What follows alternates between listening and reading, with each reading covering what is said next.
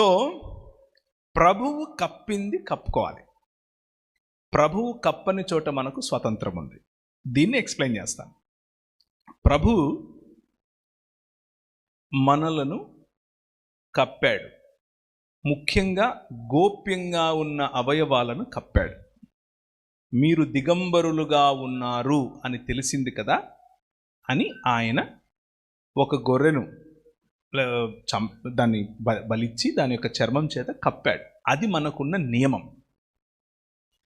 మిగిలిందంతా కూడా స్వతంత్రం. ఎక్స్ప్లెయిన్ చేసే ప్రయత్నం చేస్తాను. విచ్చలవిడిగా నువ్వు బట్టలు వేసుకోవద్దు అని అదే స్టేట్మెంట్ జీన్స్ వేసుకున్న వాళ్లకు చెప్పచ్చు, చీర కట్టుకున్న వాళ్లకు చెప్పచ్చు, ఏమీ వేసుకునే వాళ్లకు చెప్పచ్చు. అది మన చూపులో ఉంటుంది. మన చూపు మనం ఎదిగిన సంస్కృతిలో ఉంటుంది. చీర కూడా